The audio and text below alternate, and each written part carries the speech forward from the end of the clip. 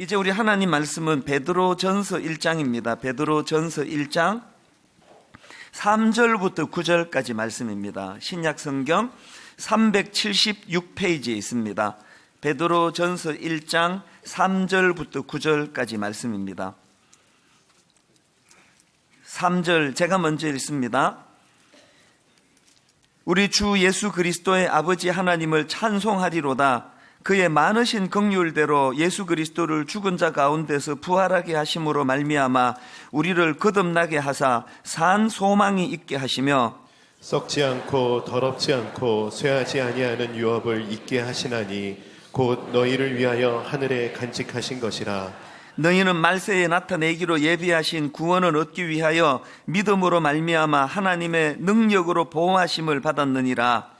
그러므로 너희가 이제 여러 가지 시험으로 말미암아 잠깐 근심하게 되지 않을 수 없으나 오히려 크게 기뻐하는도다. 너희 믿음의 확실함은 불로 연단하여도 없어질 금보다 더 귀하여 예수 그리스도께서 나타나실 때에 칭찬과 영광과 존귀를 얻게 할 것이니라. 예수를 너희가 보지 못하였으나 사랑하는도다.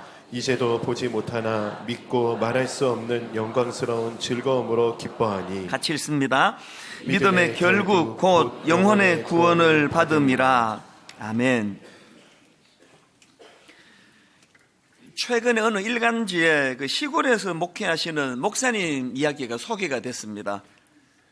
이분이 예배 중에 이제 성도님들께 그 프린트물을 나누어 주셨는데 제목이 이럴 때 전화하세요. 이렇게 10가지로 이제 정리를 했는데요. 제가 이걸 좀 소개해 드리려고 하는데 이 목사님이 그 시골 오지의 그 독거노인 성도들을 주로 대상으로 해서 이제 드린 편지다. 이걸 염두에 두시면 마음에 참 감동이 있을 거라고 생각합니다. 이럴 때는 전화하세요. 첫째, 보일러가 고장나면 전화합니다. 둘째, 텔레비전이 안 나오면 전화합니다. 셋째, 냉장고 전기가 고장나면 전화합니다. 넷째, 휴대폰이나 집 전화가 안 되면 전화합니다. 다섯째, 무거운 것을 들거나 힘쓸 일이 있으면 전화합니다. 여섯째, 농번기에 일손을 못 구할 때 전화합니다. 일곱째, 마음이 슬프거나 괴로울 때 도움을 청합니다. 여덟째, 몸이 아프면 이것저것 생각 말고 바로 전화합니다. 아홉째, 갑자기 병원에 갈 일이 생겼을 때 전화합니다. 마지막 10번째가 참 재밌습니다. 경로당에서 고수톱 칠 때 짝이 안 맞으면 전화합니다. 여러분은 웃으셨지만 같은 목회자로서는 감동이 되더라고요. 심지어 경로원에서 우리 성도님들이 독거노인들이 그 고수톱을 자주 치고 있다. 이것까지 지금 파악을 하고 있는 거 아닙니까? 사실 여러분 우리나라 이 현실이라는 것이 시골 오지라 그러면은 젊은이들은 다 떠나고 그 농어촌 교회를 가끔씩 방문을 해보면 그 노인분들만 남아있는 게 농어촌 아닙니까? 숫자도 10명, 20명 그렇게 돼 있으면요 당연히 깔아앉게 되는 거 아닙니까? 그리고 그 목회자도 인간인데 그러다가 보면은 또 마음이 또 깔아앉고 좀 낙심이 되고 누구는 그냥 도시에 가서 저렇게 큰 교회를 하는데 나는 이건 맨날 시골에서 그 할아버지 할머니만 한 1, 20명 모시고 있는 게 좀 너무 좀 마음이 상할 때가 있고 충분히 그럴 것 같지 않습니까? 그런데 이 목사님께서 하나님 앞에서 그 목회의 대상, 눈에 보이는 하나님이 자기에게 맡겨주신 그 목양 대상을 얼마나 분석을 하고 그냥 교회에 와서 일주일에 한번 예배 드려주는 이런 정도가 아니고 현장을 찾아다니면서 마음을 담고 뭐든지 고장나면 연락하라고 그렇게 예배 시간에 그 프린트물을 나누어주는 그 모습을 상상하니까 이 참 마음에 도전이 되더라는 거예요. 제가 이 부활주일 설교를 준비하면서 오늘 본문을 묵상하다가 문득 그 시골교회 목사님 생각이 불쑥 떠오른 겁니다. 왜 또 올랐냐 하니까요, 지금 오늘 본문을 기록한 그 베드로의 모습하고 이 시골교회 목사님에게서 공통점이 있는 겁니다. 그 어떤 공통점이 있느냐 하면은, 전통적으로 오늘 본문을 해석하기는요, 오늘 본문 베드로전서가 기록되던 그 당시는 기독교에 대한 말로 다 할 수 없는 핍박이 이루어지던 시대라는 거예요. 그 당시 로마 황제였던 네로는 로마에 큰 불이 났을 때 정치적으로 위기를 모면하려고 기독교인들에게 그 누명을 씌워가지고 얼마나 많은 기독교인들이 그때 순교를 당했습니까? 그 외에도 저는요, 로마에 있는 그 콜로세움 그 원형 경기장을 방문했을 때 막 사람들은 사진 찍고 막 와 그리는데, 저도 뭐 사진은 찍기는 찍었는데, 그거를 보면서 한편으로는 우리 믿음의 그 어른들이 여기서 사자밥이 되고 이렇게 찢겨 죽임을 당하는 일이 벌어졌구나, 그런 생각을 하니까 마냥 막 기뻐하기만 하기는 좀 마음이 그렇더라고요. 자료에 보면은요, 얼마나 잔인하게 죽였는가 하면은 밧줄로 몸을 묶어가지고요, 높은 데서 이렇게 어린애들 고무줄 해가지고 장난치는 거 있지 않습니까? 크리스찬이라는 이유로 높은 데서 묶어가지고 툭툭 떨어뜨려가지고 그렇게 피가 뚝뚝뚝 흘러가지고 과다출혈로 죽게 만들고요. 심지어는요, 정말 악랄합니다. 그 사람에게 짐승의 가죽을 입혀가지고 꿰매고는, 그렇게 하고는 사냥개나 들짐승에게 물려 죽도록 그런 짓을 저지르던 상황이에요. 그러니까 여러분, 그 당시로 내가 크리스찬이 된다는 것은요, 아예 그 죽음은 내놓고 시작하는 거예요. 뿐만 아니라 그 사회에서 이 크리스찬들에 대한 오해가 굉장히 많았습니다. 예를 들면은 교회에서 성찬식을 하지 않습니까? 그러면서 이제 저희도 지난 금요일에 성찬식을 할 때 제가 그런 멘트를 썼지만, 이것은 주님의 피다, 이것은 주님의 살이다, 이런 걸 오해를 해가지고 이 기독교는 식인 풍습을 따르는 그런 종교다, 또 크리스찬들은 그런 자들이다, 이런 오해를 하는 거예요. 그 초대교회가 그냥 서로 사랑하고 같이 모여서 식사를 하고, 그리고 남자들에게는 형제님이라고 부르고 여자들한테는 자매님이라 부르고, 이런 아름다운 사랑을 나누니까요, 이걸 오해해가지고 성적으로 문란한 집단이라고 그런 오해를 하는 거예요. 눈에는 뭐밖에 안 보이는 거 아닙니까? 정말 뜨거운 주님 안에서의 아름다운 그런 영적인 교제를 나누는 걸 자꾸 이렇게 오해를 하니까 얼마나 힘들었겠습니까? 그러니까 내가 크리스찬이 된다는 것은 그런 수모와 조롱, 심지어는 죽음까지도 불사할 각오를 하지 않으면 예수 믿기가 어려운 거예요. 교회 분위기가 인간적으로는 얼마나 두렵고 떨리는 그런 상황이었겠습니까? 그런데 여러분, 이런 상황에서 쓰여진 베드로전서인데요, 이거 편지니까요, 베드로전서 1장 1절 2절은 인사말이에요. 그런데 인사말 끝나자마자 3절에서 득달같이 나오는 말씀이 뭔지 아십니까? 3절을 보십시오. 우리 주 예수 그리스도의 아버지 하나님을 찬송하리로다. 이게 우리가 읽을 때 실감이 안 나는 게요, 지금 같을 때 제가 편지를 이렇게 쓴다면은 놀랄 게 하나도 없는 거 아닙니까? 그런데 지금 그 당시 제가 지금 설명해 드린 그런 정황에 놓여 있는데, 편지 시작하자마자 우리 주 예수 그리스도의 아버지 하나님을 찬송하리로다. 여러분, 만약에 제가 지금 우리 성도님들께 메일을 보내면서 이 상황이 이렇게 썼다면요, 항의 메일 많이 올걸요? 하여튼 우리 담임 목사는 정신을 못 차린다고, 지금 이 상황이 그렇게 지금 기뻐하고 찬송할 상황이냐고. 이게 그래서 놀라운 거예요. 베드로뿐만이 아닙니다. 6절을 한번 보십시오. 그러므로 너희가 이제 여러 가지 시험으로 말미암아 잠깐 근심하게 되지 않을 수 없으나 오히려 크게 기뻐하는도다. 또 8절, 예수를 너희가 보지 못하였으나 사랑하는도다. 이제도 보지 못하나 믿고 말할 수 없는 영광스러운 즐거움으로 기뻐하니. 예수 믿게 돼가지고 예수 믿어서 부자가 되고, 예수 믿어서 성적도 안 나오는 애가 좋은 대학 들어가고, 그래서 기뻐하는 게 아니에요.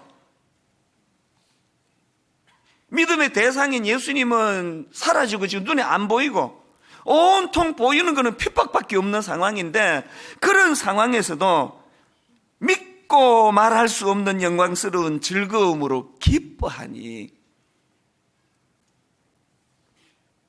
제가 오늘 이 본문 말씀을 묵상하다가 그 시골교회 목사님이 떠오른 이유가 뭐겠습니까? 공통점이 뭡니까? 상황은 다르고 양상은 다르지만 공통점이라는 것은 눈에 보이는 현실적인 어려운 문제, 거기에만 빠져가지고 낙심하고 좌절하고 절망하지 않고 그것을 뛰어넘는 이 활력을 가졌다는 거예요. 이 큰 교회를 목회하면서도 건폐감에 와가지고 어디 재밌는 데 없나, 놀러 갈 데 없나, 이렇게 살 수도 있는 거고요. 그 독거노인 대부분이 그런 분 한 20-30명 모시고도 막 활력을 가지고 냉장고 고쳐드릴까요? 전화기 고장 났습니까? 고스톱 치는데 짝 안 맞습니까? 이 목사님의 모습이 막 상상이 가는 거 아닙니까? 부활절을 맞은 오늘 깊이 생각할 문제가 뭐냐? 그러면 그 초대교회의 베드로와 그 성도들은, 그 오늘날 그 시골교회 그 목사님은 어떻게 상황과 환경을 뛰어넘는 그런 활력이 있는 삶을 살게 되었나? 여러분, 이 질문을 가지고 본문을 보면은요, 정답이 3절에 있다는 걸 알게 됩니다. 3절을 보십시오. 그의 많으신 긍휼대로 예수 그리스도를 죽은 자 가운데서 부활하게 하심으로 말미암아 우리를 거듭나게 하사 산 소망이 있게 하시며, 여기 나오는 부활하게 하심, 산 소망, 이 산 소망은 참 깊은 의미를 갖고 있는데 이따가 제가 설명을 드릴 텐데요. 그러니까 베드로전서 당시 초대교회 성도들은 그렇게 두렵고 또 절망적인 그런 상황에서도 하나님을 찬양하고 기쁨을 노래할 수 있었던 비결은 그들이 가졌던 부활신앙이에요. 부활신앙. 베드로의 삶 자체도 마찬가지 아닙니까? 여러분, 베드로가 처음부터 그랬습니까? 요한복음 21장에 보면은 세상에 예수님이 십자가 지시고 베드로가 얼마나 낙심을 했는지,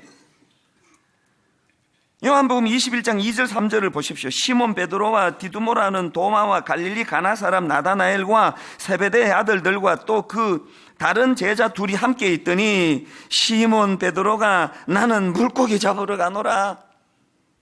3년 동안 주님 따라다니는 거 다 그거 허사고, 주님은 십자가에서 그냥 비참하게 죽으셨고 나는 옛날로 돌아갈란다. 송충이가 솔잎을 먹고 살아야지. 고기 잡아 연명하는 나 같은 주제에 뭘 내가 하겠다고. 그렇게 하고 옛날로 돌아갔습니다. 그런데 참 이게 엎친 데 겹친 격이라고요. 그렇게 이제 옛날로 돌아가서 이제 밤새 그물질을 하는데, 여기 끝에 보세요. 그날 밤에 아무것도 잡지 못하였더니, 이것도 아니고 저것도 아니에요.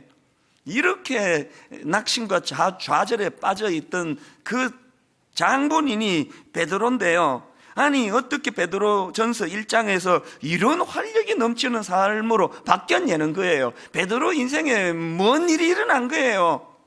베드로가 3절에서 고백한 것처럼 부활하신 예수님을 만났다는 거예요.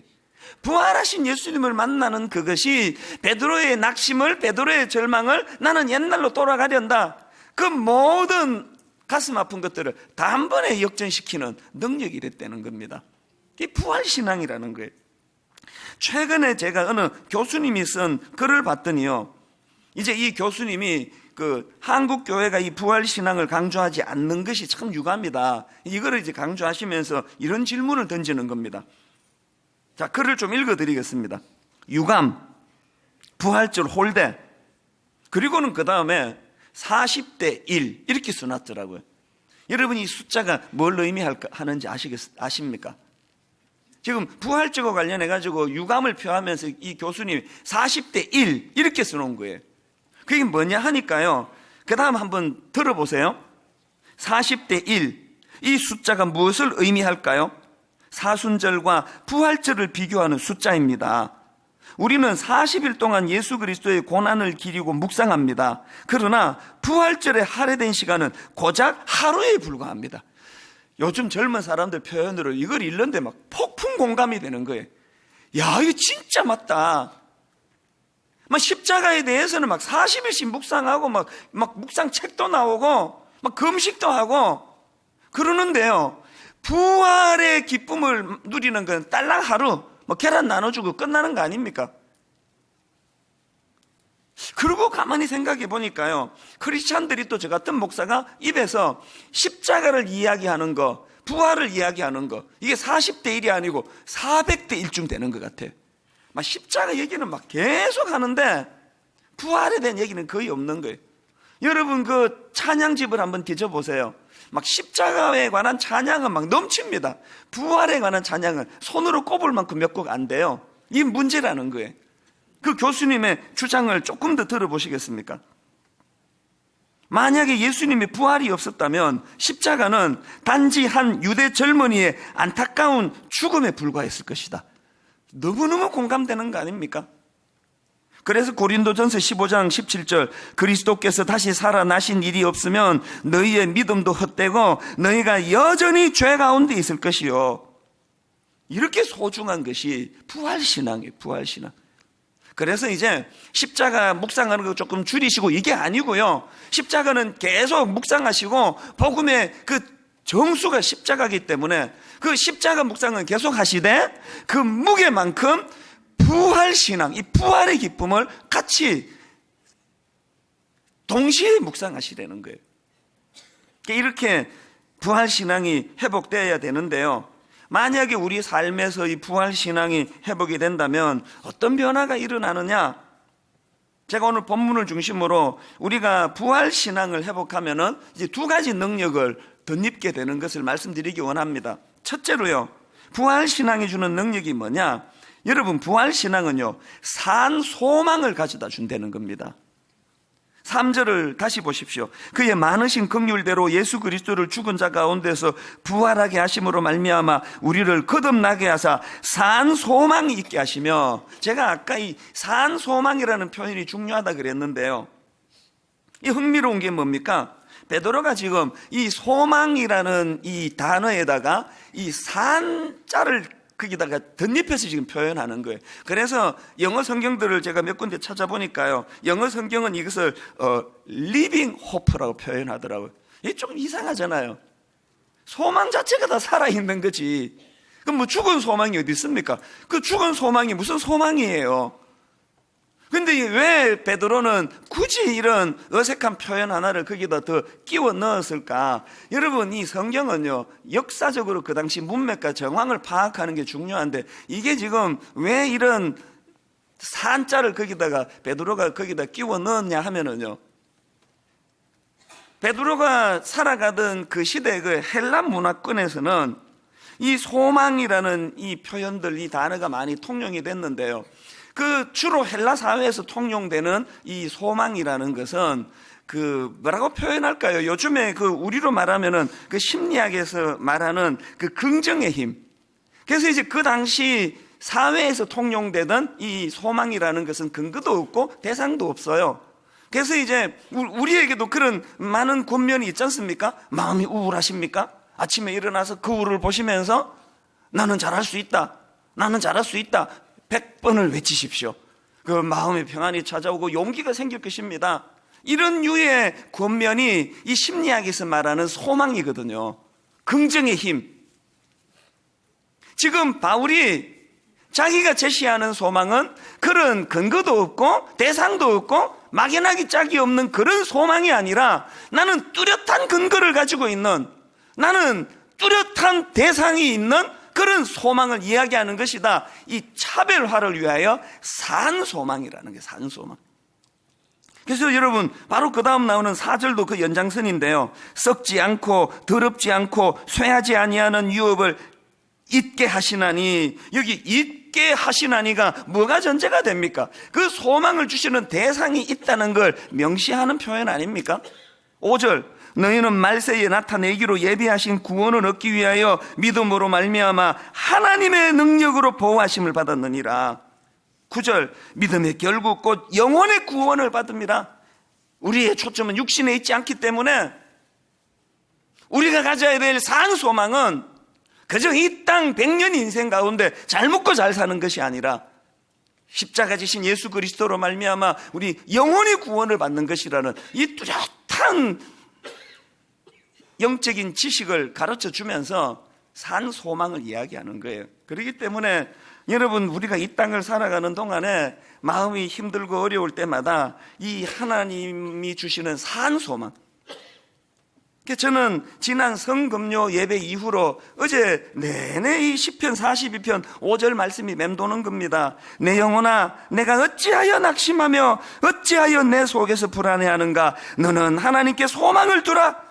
그가 나타나 도우심으로 말미암아 내가 여전히 찬송하리로다. 제가 여러분이 시편 42편 5절을 묵상하니까요, 우리 크리스찬들의 삶은요, 낙심으로 시작해가지고요 찬양으로 마무리되는 인생이라는 거예요. 우리 그리스도인들은 좌절로 시작해가지고 기쁨으로 마무리되는 게 우리 인생이라는 거예요. 그러면 낙심으로 시작했는데 어떻게 기쁨으로 그렇게 바뀌어질 수가 있느냐? 그 중간에 매개를 뭐라고 설명합니까? 다시 보세요. 내 영혼아, 내가 어찌하여 낙심하며 어찌하여 내 속에서 불안해하는가. 너는 하나님께 소망을 두라. 세상이 말하는 그 심리학적인 소망이 아니에요. 근거가 있는, 대상이 있는 여호와 하나님, 우리를 위하여 독생자 예수 그리스도를 내어주신 그 하나님이 계시기 때문에 지금 좀 어려워도, 지금 좀 힘들어도 우리는 산 소망을 가질 수 있다. 이게 신앙이라는 거예요. 이게 베드로전서 1장 21절도 마찬가지 아닙니까? 너희는 그를 죽은 자 가운데서 살리시고 영광을 주신 하나님을 그리스도로 말미암아 믿는 자니 너희 믿음과 소망이 하나님께 있게 하셨느니라. 뚜렷한 소망의 근거, 대상이 있는 소망이 산 소망이라는 거예요. 이런 면에서 저는 제 설교를 하나님께 반성할 때가 많습니다. 내가 이제 소망만 강조하는 거 아닌가? 내가 심리학 강의하는 심리학자가 아니거든요. 미국의 조엘 오스틴이라는 이 목사님 교회는요, 이변 미국 교회에 막 벌떼처럼 몰려들고 있는데요. 왜 그렇게 현대 사람들이 그 교회로 몰려드느냐? 이 목사님은요, 긍정의 힘. 이 목사님 설교를 딱 한마디로 요약하라면 긍정의 힘. 이분이 쓴 책 제목도 긍정의 힘이에요. 잘할 수 있습니다. 힘내라고, 할 수 있다고 막 계속 강조하는데요. 제가 그 긍정의 힘 책을 보면서 머리가 갸우뚱거려졌던 게, 이 긍정 소리는 이렇게 많이 하는데 그 예수님은 왜 이렇게 안 나오느냐고. 그 설교를 들어보면은요, 뭐 그냥 막 할 수 있다 소리를 막 엄청 하는데 근거를 얘기를 잘 안 해요. 저는 제 설교가 그럴까봐 두렵습니다.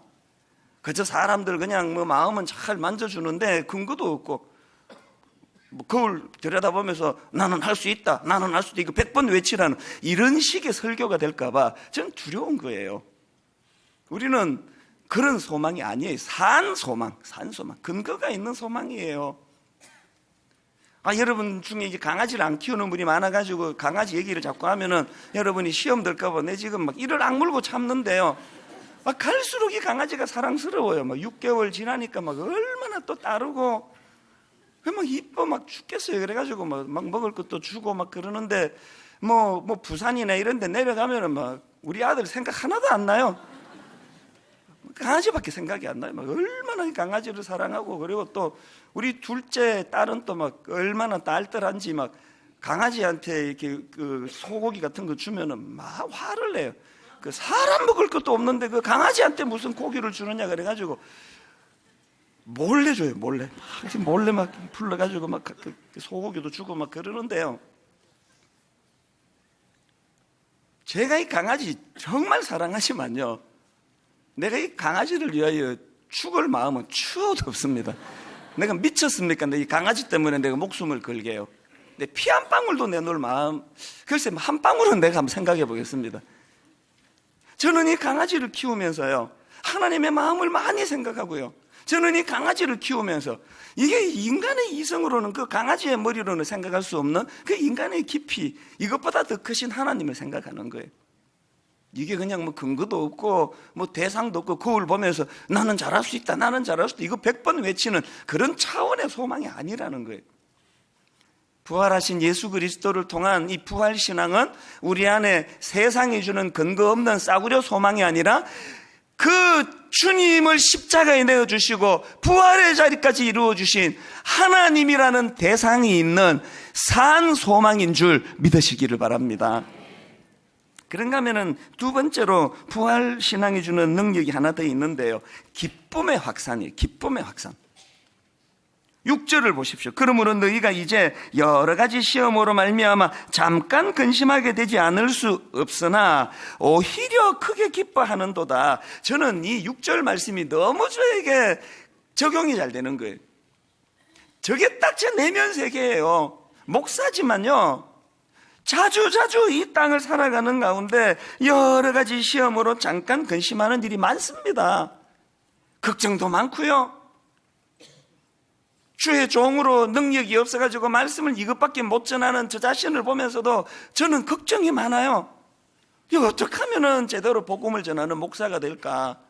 그래서 어떨 때는 뭐 그런 일은 거의 없지만 막 잠도 잘 안 올 때가 있고, 자다가 깰 때가 있고, 마음이 무거울 때도 있고, 심지어는 뭐 좀 극단적인 생각으로 어느 시점에서 우리 성도님들을 위해서 내가 이 자리를 비켜주는 그것이 옳은 건가, 막 그런 생각도 할 때도 있습니다. 근심이 많아요. 우리 부교육자들을 어떻게 하면은 정말 주의 종답게 잘 섬길 수 있을까? 어떻게 하면은 이 문제가 많은 이 세상에, 그래서 이 잠깐 근심할 때가 많아요. 그러나 여러분, 제 내면 세계는 그것만 있는 게 아니에요. 6절을 다시 한번 보십시오. 그러므로 너희가 이제 여러 가지 시험으로 말미암아 잠깐 근심하게 되지 않을 수 없으나 오히려 크게 기뻐하는도다. 분명히 어젯밤에 집에 들어올 때 마음이 무거워서 잠깐 근심하면서 집에 들어왔는데, 씻고 짧게 숙면을 취하고 나면 어디 가버렸는지 없어져 버렸어. 그 근심이 오히려 크게 기뻐하는도다. 오늘 신앙생활하는 여러분 안에 이 신비, 잠깐 근심하는 일이 많은 이 나그네 인생길 가운데 이 복구 능력이라는 거 금방금방 회복이 되고, 그래서 이렇게 아프고 상하고 근심하는 일이 많은 이 세상이지만 오히려 크게 기뻐하는도다. 8절도 마찬가지예요. 예수를 너희가 보지 못하였으나 사랑하는도다. 이제도 보지 못하나 믿고, 그 다음에 말할 수 없는 영광스러운 즐거움으로 기뻐하니. 예수님도 안 계시고 뭐 상황은 막 너무너무 어렵고 막 가슴은 답답하고 그런 상황이지만 말할 수 없는 영광스러운 즐거움으로 기뻐하는 거. 그래서 여러분, 이 신앙과 이 기쁨이라는 건요, 이건 절대로 뗄 수 없는 거예요. 여러분이 막 신앙이 막 충만해지면 여러분 가정은 막 반드시 기쁨으로 바뀌어야 돼요. 막 그렇게 믿음이 좋다 그러는데 막 집에 가보면 막 우울하고 막 애들도 어둡고 그냥 밥 먹으면서도 막 대화도 없고, 그건 절대로 정상이 아니에요. 내 믿음이 자라면 자랄수록 가정은 기쁨. 그래서 여기 우리 사랑하는 남성 여러분, 그 쓸데없이 그 모르는 남의 여자한테 그렇게까지 친절하지 마십시오. 아마 그렇게 우리 그 성가대 그 김 집사님은 모든 여성들에게 다 친절하고 막 너무너무 좋은 사람이라고. 여러분, 자기 아내 말고 지나치게 남의 여자에게 칭찬 듣는 그거 반드시 문제가 있는 거예요. 뭐하러 그렇게 남의 여자한테 그렇게 친절할 이유가 뭐예요? 그런 남자들은 막 교회에 막 무거운 거 다 들어주고 뭐 여자가 이렇게 무거운 거 듣냐고.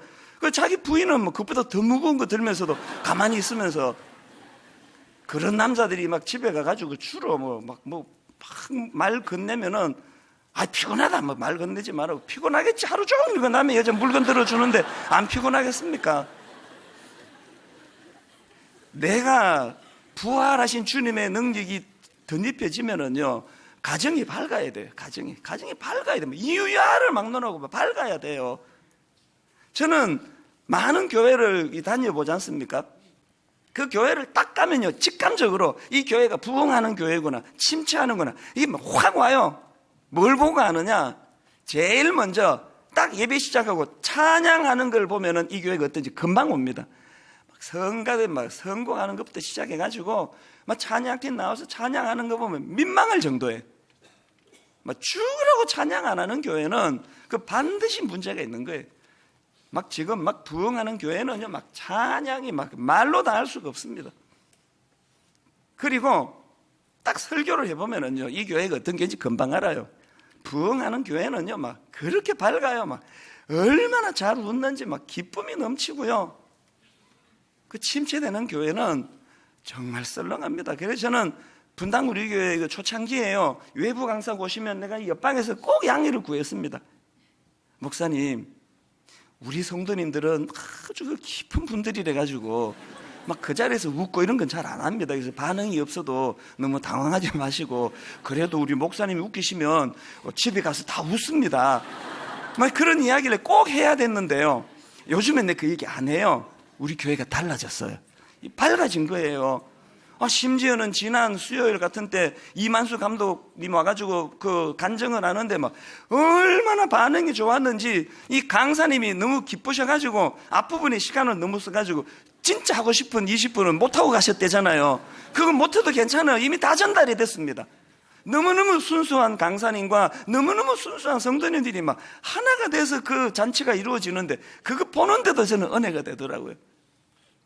분당 우리 교회는 그 성격 밝은 사람이 모여서 밝은 건 소용이 없고요, 막 우울하고 어둡고 막 이런 사람이 모였다 하더라도 이 부활하신 예수 그리스도 부활 신앙이 주는 이 밝음, 그래서 참 기쁨이 넘치고 이 밝은 교회가 되기를 바랍니다. 그 사람 중에도 그런 분들이 있잖아요.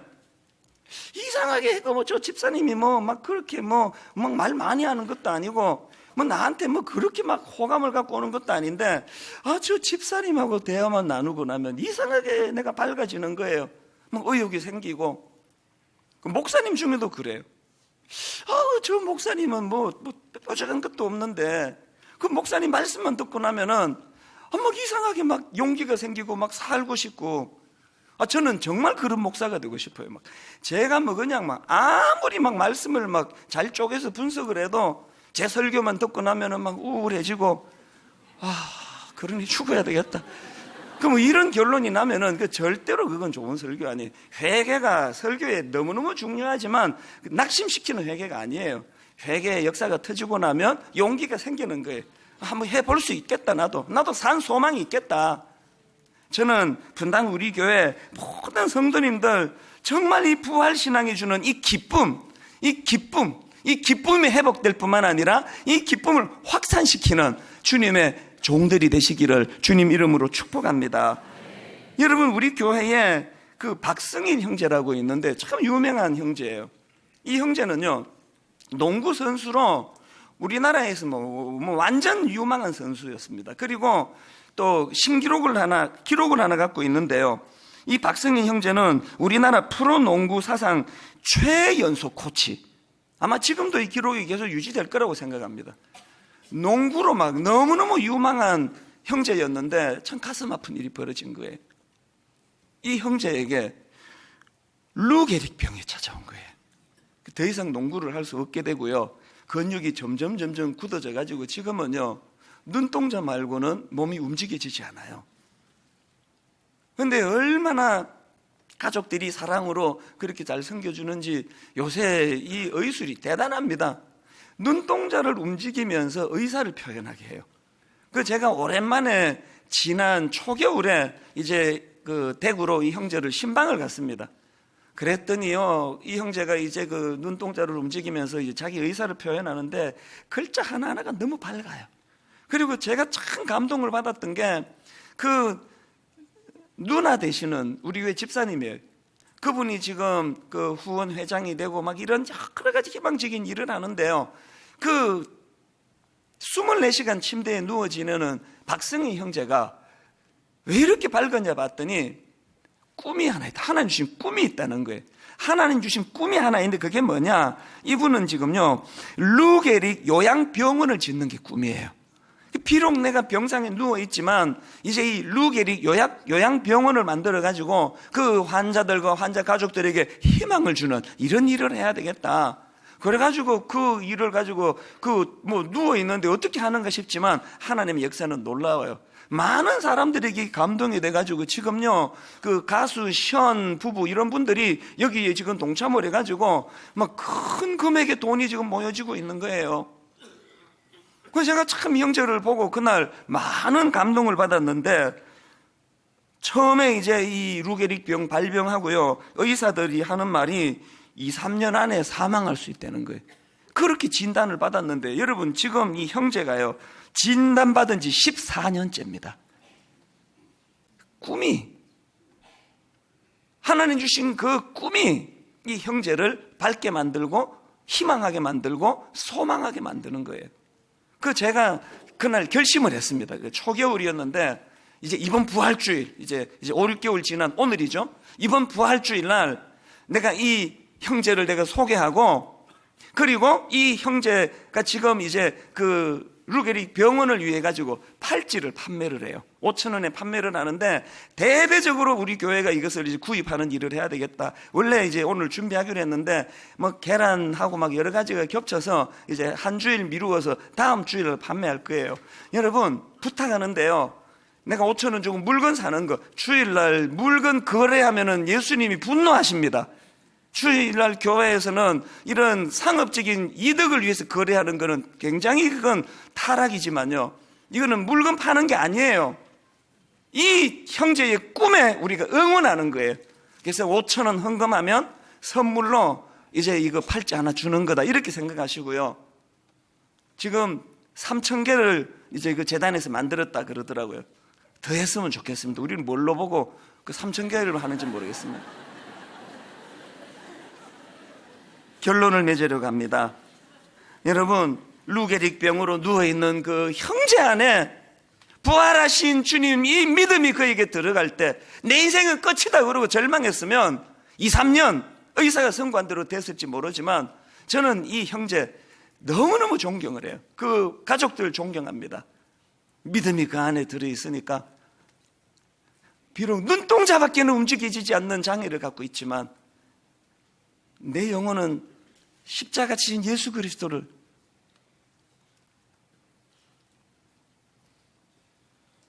무슨 일로 낙심하는지 모르지만 여러분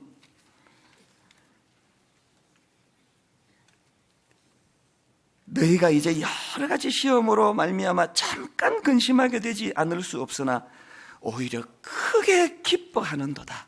기도하시겠습니다. 하나님 아버지, 오늘 주신 말씀을 이론으로 또 하나 쌓아놓고 메모하고 끝나는 그런 말씀이 아니라 내 삶의 사건이 되고 능력이 되어서 실제적으로 어두운 먹구름이 밀려올 때마다 이것을 몰아내는 부활의 능력을 맛보게 하여 주시옵소서. 주님 앞에 예물 드리려고 합니다. 이 부활의 기쁨을 나누기를 원합니다. 아버지, 드리고 싶어도 경제적인 어려움으로 드리지 못하는 성도님들 주님이 조금도 부담 갖지 않도록 네 마음 다 받았다 말씀해 주시고 아버지 이 물질이 꼭 필요한 곳에 쓰여지도록 주님 간섭하여 주시옵소서. 감사드리옵고 예수님 이름으로 기도드립니다. 아멘.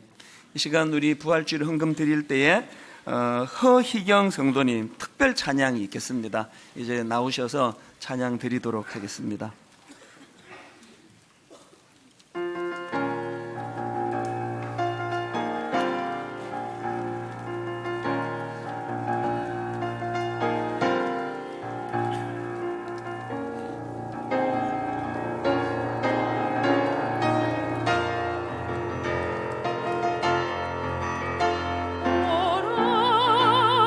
셋째 날 주 다시 사실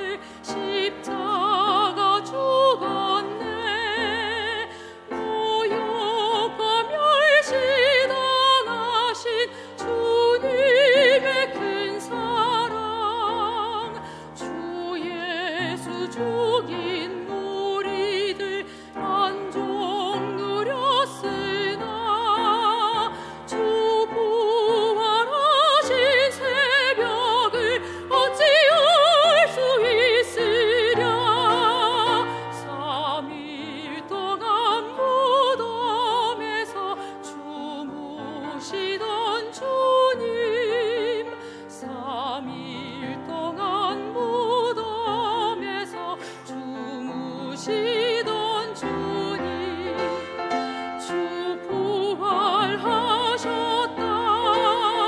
주 부활하셨다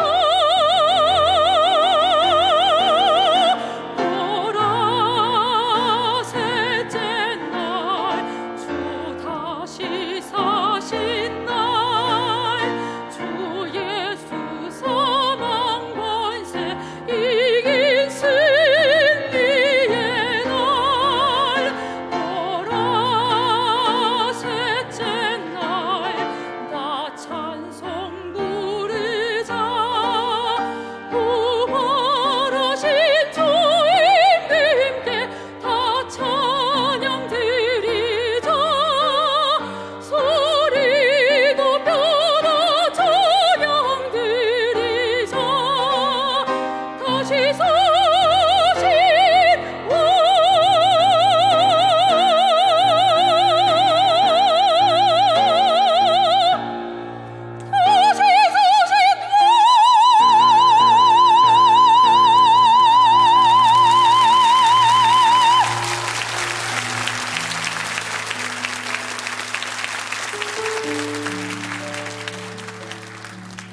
인간의 목에서 어떻게 이런 소리가 나올까요? 너무 부럽습니다. 근데 하나님은 저같이 이렇게 안 좋은 목소리도 차별하지 않고 받으셔서 얼마나 감사한지 모르겠습니다. 우리 다 자리에서 일어나셔서 이제 우리가 그 하나님을 찬양할 차례인데요. 우리 오늘 부활 신앙을 마음에 담고 우리 손뼉 치면서 주 하나님 독생자 예수 하나님 앞에 마음을 올려드리는 시간 되기 원합니다.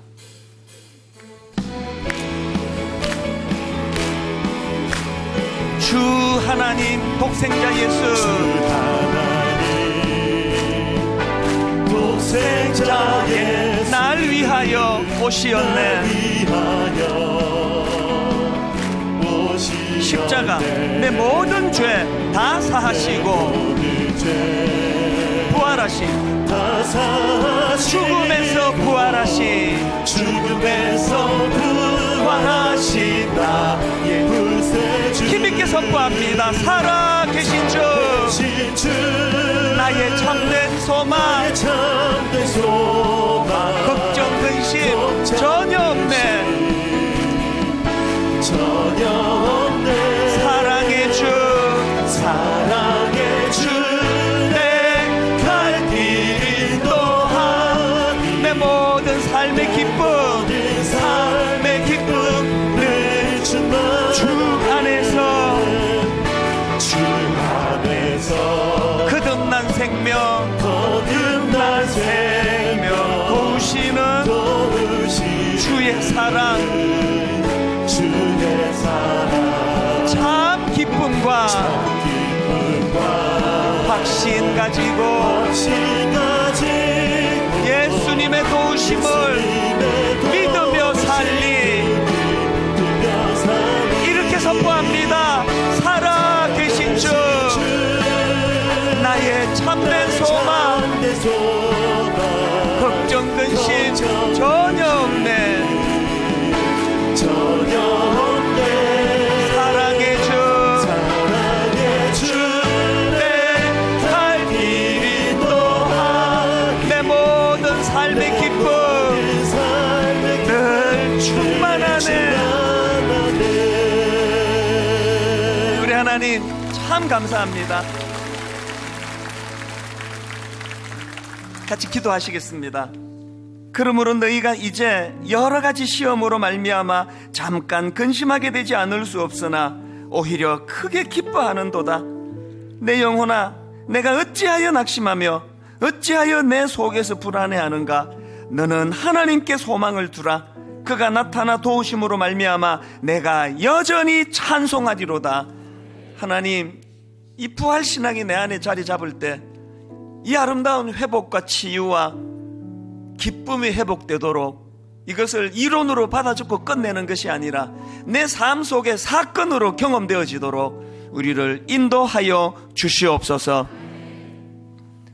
우리 주 예수 그리스도의 은혜와 하나님 아버지의 다함 없는 사랑과 성령님의 감동, 감화, 위로교통 충만하심의 역사가 저 소박한 시골의 장터에 초신자 할머니가 고백하며 간증하는 그 마음에 샘솟는 그 기쁨, 오늘 우리에게도 주실 줄 믿고 구하며 그렇게 달려가기로 다짐하는 모든 주의 자녀들 머리 위에 지금부터 영원토록 함께 하시기를 간절히 축원하옵나이다. 아멘.